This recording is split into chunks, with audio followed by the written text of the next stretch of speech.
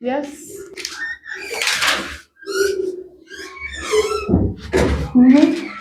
Jirani. Yes. Jirani, mjue unifanyie vizuri, lakini kusema ukweli utaletaje mwanaume pale na mimi niko hapo hivyo? Kwani unioni? Ule mwenye maja kwa nyumba kwani ni nani? Pia mimi si ni mwanaume na mimi ni jirani yako. Aje sikuelewi. Unasema nini? Mimi imebidi nimekufuata huko hadi huko bana. Sasa unanifuata aje huku na mimi niko kazi? Hauwezi niambia unaleta mwanaume kwa nyumba alafu mimi unaniona hapo unaniacha hapo. Kwani mimi si mwanaume kwa nyumba na mimi niko kazi? Kwani mimi si mwanaume? Fanya hivi, toka nje. Mimi sitoki nje kama hujaniambia kwa nini amekuja kwa hiyo nyumba. Toka nje.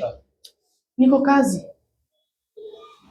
Nipigie security. Sasa haona chesi. Sasa ndio maana mimi unajua, sikia jirani, sikia. Useme ukweli, mimi nakupenda. Lakini sasa sikia. Kuna mtu hapa ndani ananisumbua. Unaweza kuja kutoa. Sawa. Kijana, toka nje. Sasa kwani ilikuwa upige tu hadi hawa usiku? Toka nje. Ona basi unitibu basi, niko na malaria. Nikutibu aje? Niko na malaria basi. Tibia kwa nyumba.